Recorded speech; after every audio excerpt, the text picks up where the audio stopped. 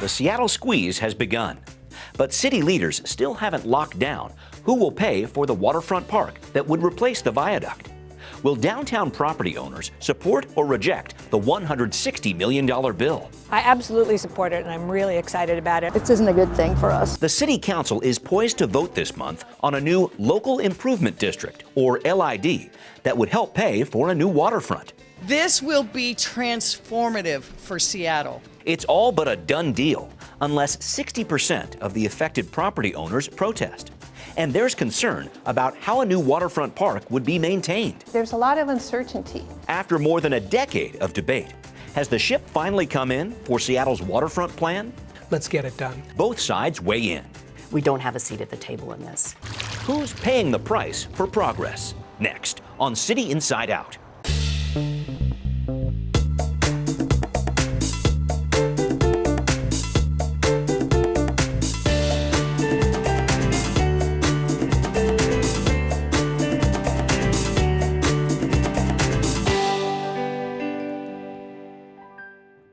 Welcome to this edition of City Inside Out. I'm your host, Brian Callanan.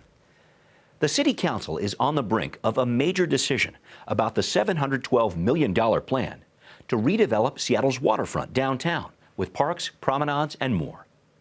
The council wants to ask landowners near the waterfront to pay $160 million of that total as part of a local improvement district, or LID. After months of negotiating, the city says a majority of waterfront area property owners support the LID, but not everyone is convinced.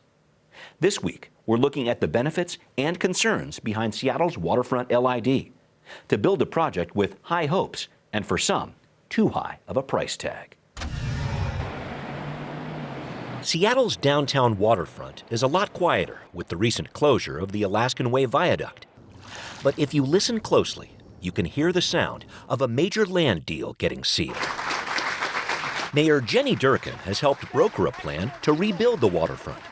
A new chapter in Seattle history, years in the making. Every one of you is at the equivalent of the groundbreaking for the Space Needle. The waterfront proposal has changed over the past decade. A swimming pool barge and other luxuries have been scrapped, reducing what was a $1 billion+ proposal in 2012 to a leaner $712 million plan this year. Originally, the city wanted to ask landowners near the waterfront for an LID, or Local Improvement District assessment, of $250 million to help pay for the project. That's been reduced to $160 million, with the city pledging more parking tax revenue and more help from philanthropy making up the difference. Ultimately, this had to work for property owners. John Scholes is president and CEO of the Downtown Seattle Association, which represents many of the landowners included in the LID, an area which stretches from Denny Way down past the baseball stadium and from I-5 down to the water. This is the right approach.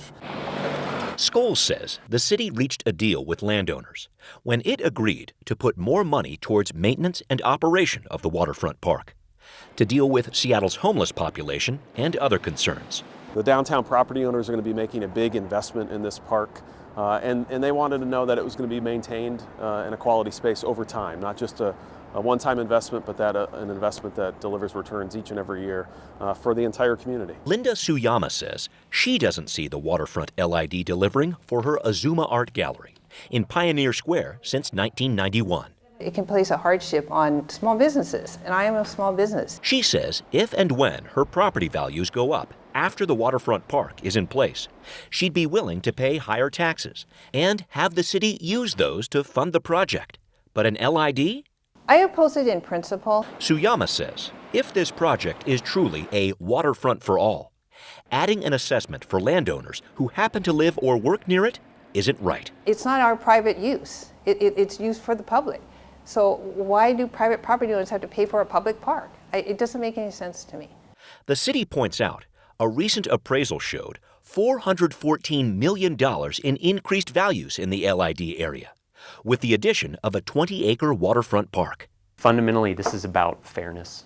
Marshall Foster, director of the city's Office of the Waterfront, says capturing a piece of rising property values through an LID is a common practice that's helped build projects like the Magnolia Bridge and many others. We actually have over 6,000 local improvement districts that have been created in Seattle alone. The Waterfront LID does not include affordable housing units. And there are options to defer payments for property owners with lower incomes and those with economic hardships. The city as a whole has stepped up to pay for this waterfront. Foster says from $410 million voter-approved dollars to fix the Seattle seawall to state gas taxes paying for a new 99 tunnel, everyone is paying for a new waterfront. And he says most people in the LID are on board. I'm not going to tell you every downtown property owner loves this, because we have thousands of downtown property owners, but the majority are supporting it. The ramp's going to be built right along here and up and to a roadway. Not Carol Ewer. This isn't a good thing for us. Carol lives in the Waterfront Landing, a condominium complex that's right next to a planned pavilion for the Seattle Aquarium with a new shark exhibit. It's going to take away all the views of this place. Carol says her LID payment will be more than $12,000, far above the median amount of $1,900 touted by the city. But with commercial properties making up more than 87% of the landowners in the LID, she says her voice has been drowned out. There doesn't seem to be any acknowledgement or understanding of why we would think this is absolutely the opposite of a special benefit.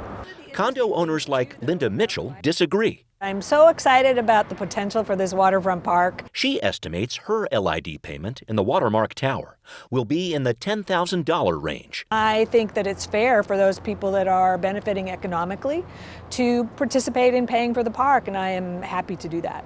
The city says it has assurances from 51% of the property owners in the LID not to protest it, which Mitchell says should help get this project moving after months of deal-making. I think that the city council, like Seattle residents, are anxious to put all that behind us and to move forward building this beautiful park. City leaders are hoping for the same.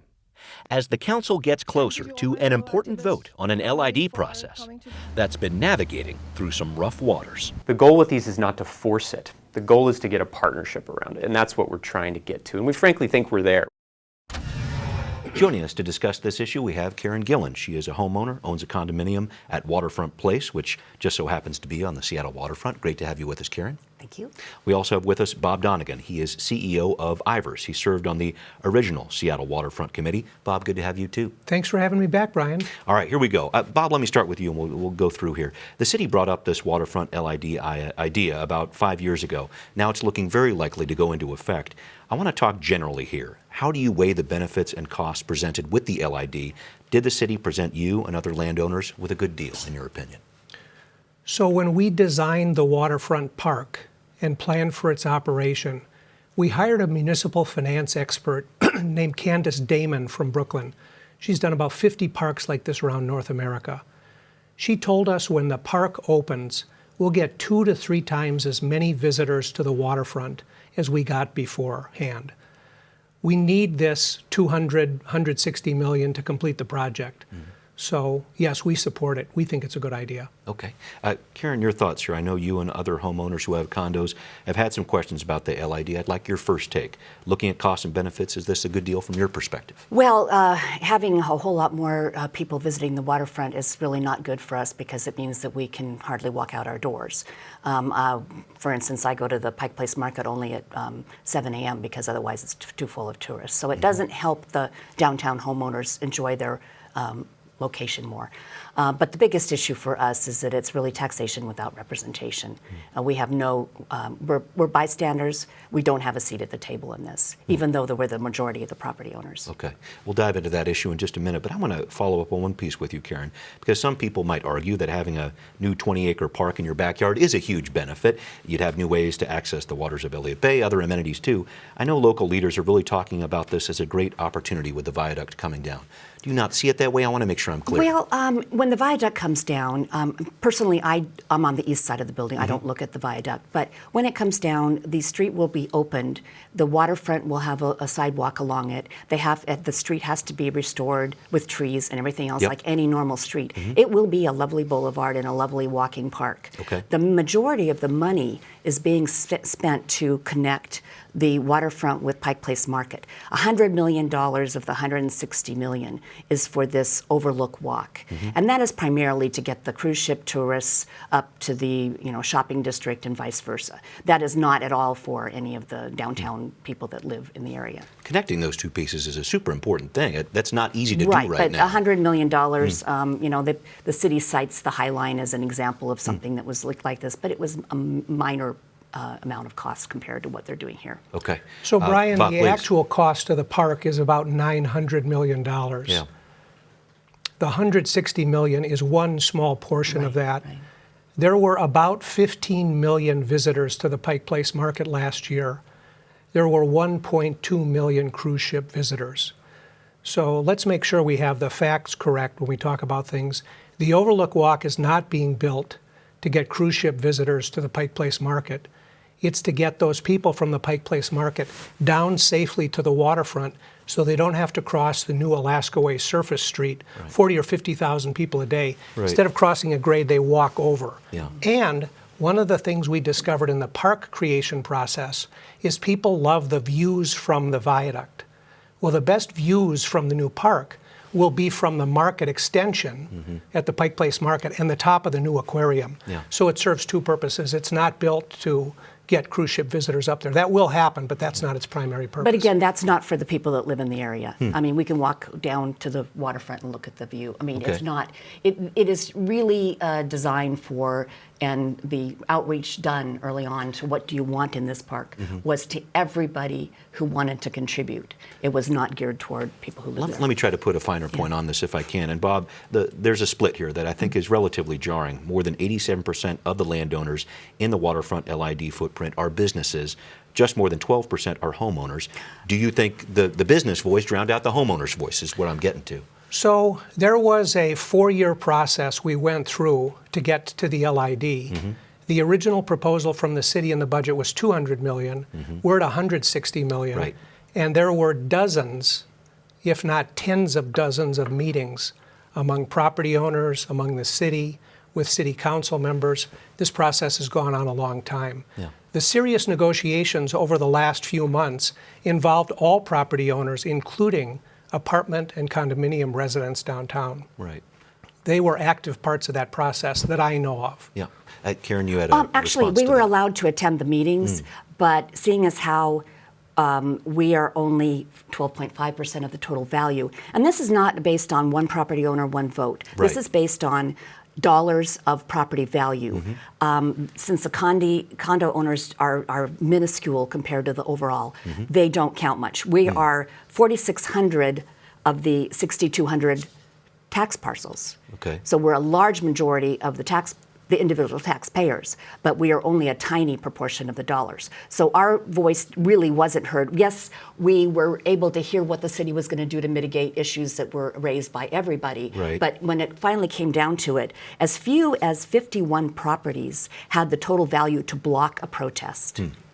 Before this new deal was arranged, there was $108 million worth of property value that had protested officially. Right. That has changed through these. Well, because it only takes 51 properties Right.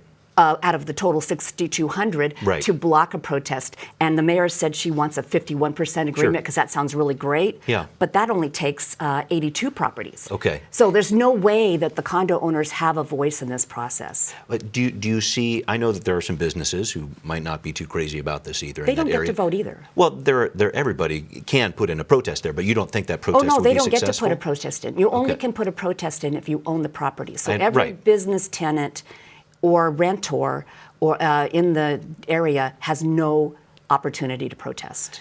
Bob, let me bring you in here. What do you tell the other 49% of people in the waterfront LID who might not agree with what the city's doing here? How does that sentiment affect this project going forward?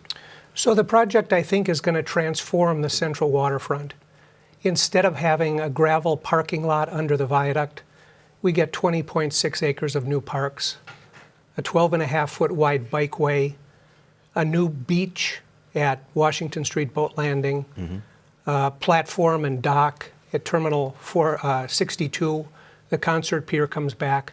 All of those things are good things. Yeah. I think it will help improve the situation downtown.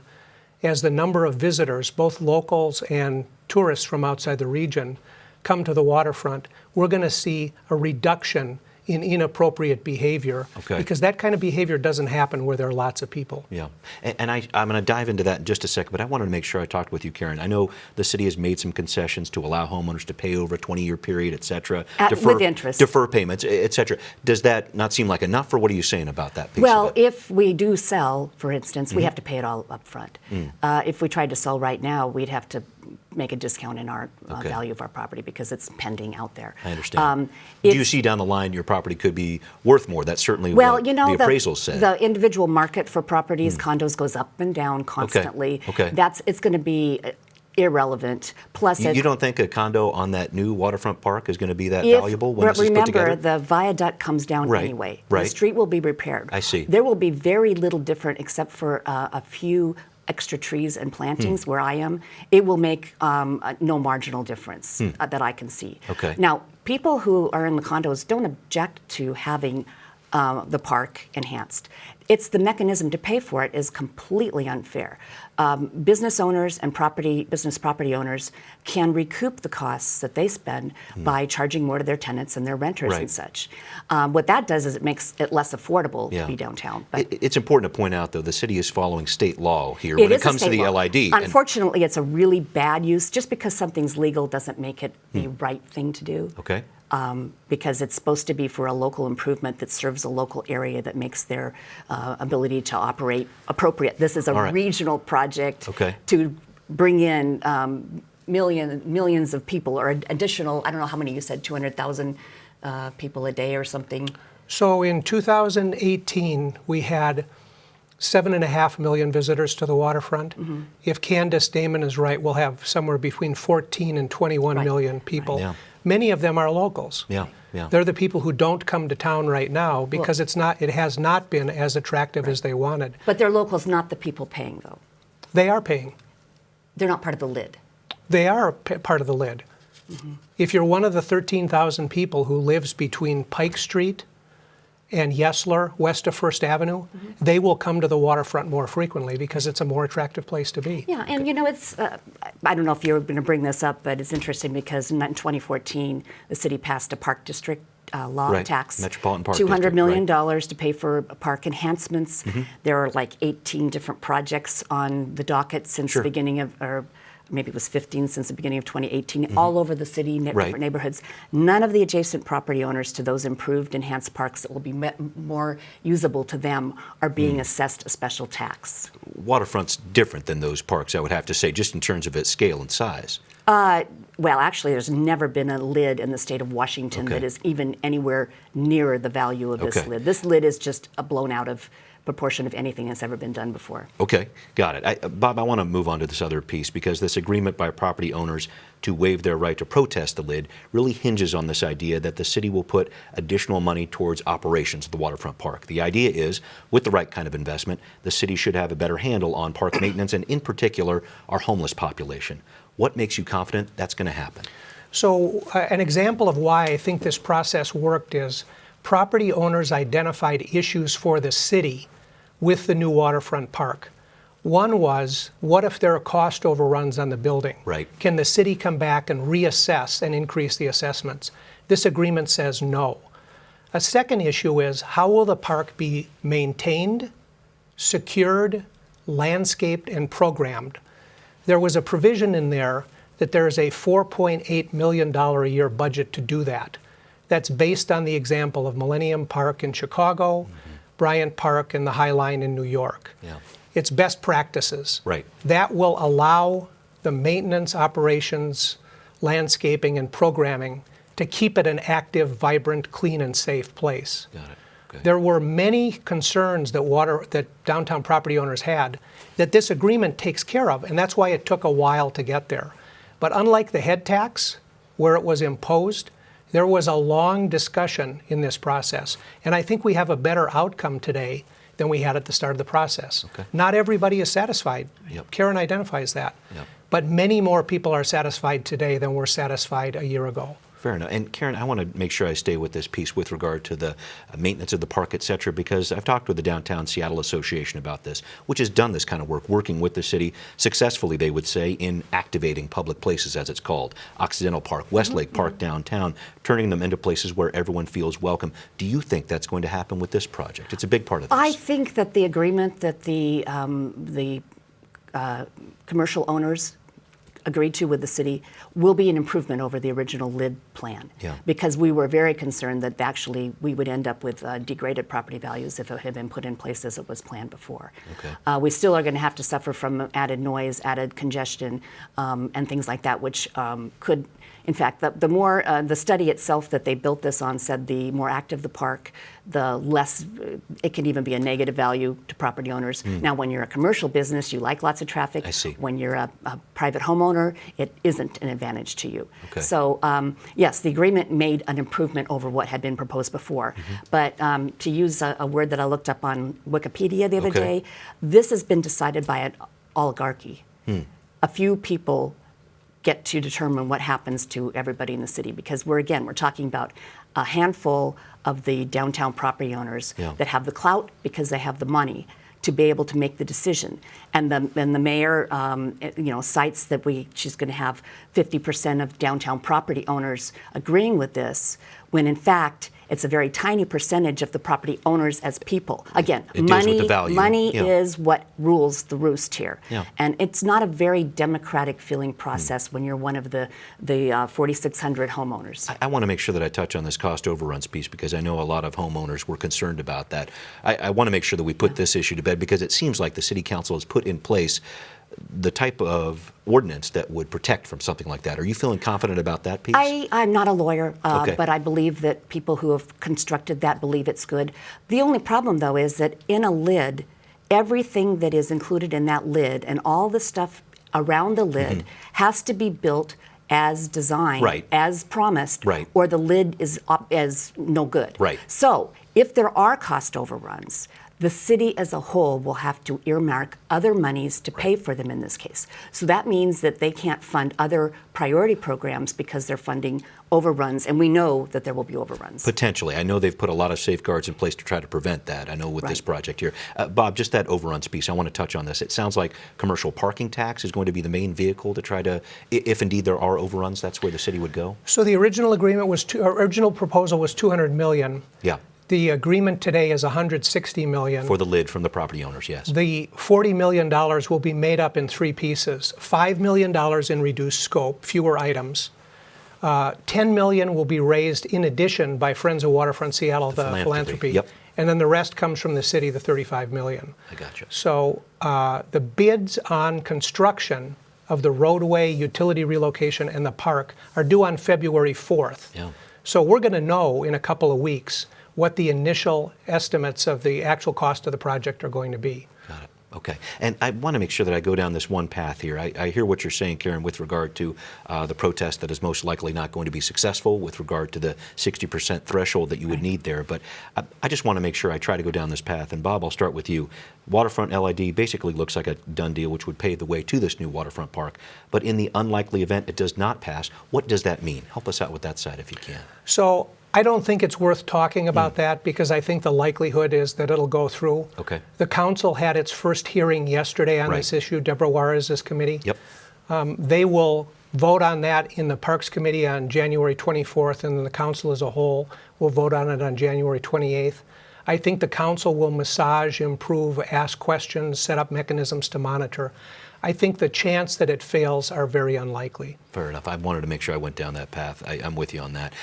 Karen, again, this concern with the LID not passing, I know we'd still get a lot of improvements, and I want to make sure that I go down this path. Roads would open, transportation connections would happen, but I know this money for maintenance in particular would not be there if the LID didn't go through, and I would have to think that is a big concern. You would want that as part of this piece. Well, it is. I would like that as a part of this piece, but I want that for all the streets, because let's face it, the minute you're off of Alaskan Way, you're going to be in unparked territory. Okay. So that just means that everybody that was going to populate Alaskan Way is going to be on Spring Street and Seneca Street. Okay. And everywhere. I mean, they already are. Well, the idea is to make those connections a little bit stronger, I would say. Well, they're not part of that, truthfully. I mean, they're not part of the park area. Okay. So I The doubt idea is that to that's connect going the to part to happen. downtown. I guess, Yeah, where I but was that's going not with that. where it's going to be connected. It's going to be connected up in the Pine Pike corridor Okay. and then down in the Pioneer Square. So Okay. it's not clear what's going to happen on the surrounding area that's Okay. within the lid, but not the park itself. Okay. Okay.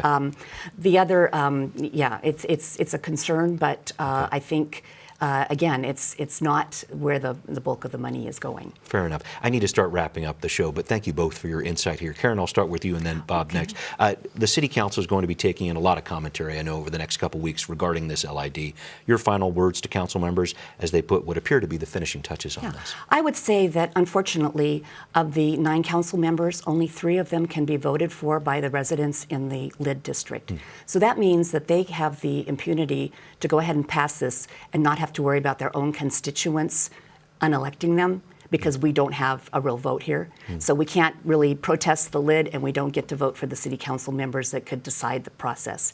I would ask them to consider what's going to happen when the next LID happens on another part of the city and their constituents are affected. Okay, thank you for that. Bob, your final thoughts as we get near the finish line here. So this is year 13 for me working on this project. The original EIS on the viaduct and the tunnel came out in 2006.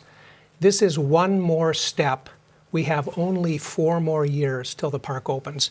Let's get it done. Okay, thank you both for your Thank input you. here, and we will be right back. If I was living downtown and I was near the waterfront, I wouldn't be opposed to paying a little bit more. I feel like it doesn't seem fair to tax only a small percentage of people. If they live down there and you're taxing them more because they live in that area, then you're changing their livelihood. The whole city and the neighbors should maybe bear a little bit more of that burden. We'd like to know what you think. Send us an email at contact@seattlechannel.org or find us on Facebook and Twitter and give us your feedback. Before we close today, it's time for our weekly Cio Poll. Should property owners near Seattle's waterfront pay for a $160 million LID? Yes, no, or are you undecided? We want to know what you think. Cast your vote and send us your comments at our website, seattlechannel.org/cityinsideout. While you're there, you can watch our programs online anytime. Coming up next time, 2 Seattle school levies totaling $2 billion are on your ballot in February. Should voters say yes? Class is in session. Next time on City Inside Out. I hope you join us.